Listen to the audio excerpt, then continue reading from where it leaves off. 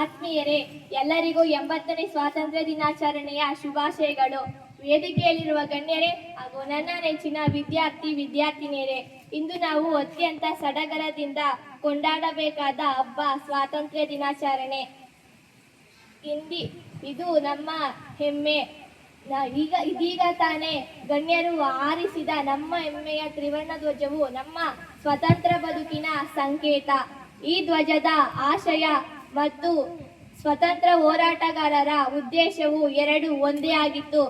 ಪರಕೀಯರನ್ನು ನಮ್ಮ ದೇಶದಿಂದ ಓಡಿಸಿ ನಮಗೆ ನಾವೇ ನಾಯಕರನ್ನಾಗಿ ಮಾಡಿಕೊಂಡು ನಮ್ಮನ್ನೇ ನಾವೇ ಆಳಿಕೊಳ್ಳುವ ಕ್ಷಣಕ್ಕಾಗಿ ಸಾವಿರಾರು ದೇಶಭಕ್ತರು ತಮ್ಮ ಪ್ರಾಣ ತ್ಯಾಗ ಮಾಡಿದರೆ.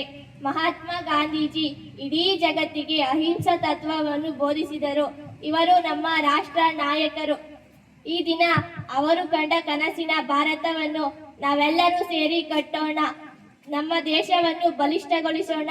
ನಾವೆಲ್ಲರೂ ಬಲಿಷ್ಠರಾಗೋಣ ಎಂದು ಹೇಳುತ್ತಾ ನನ್ನ ಈ ಮಾತನ್ನು ಮುಗಿಸುತ್ತೇನೆ. ಧನ್ಯವಾದಗಳು.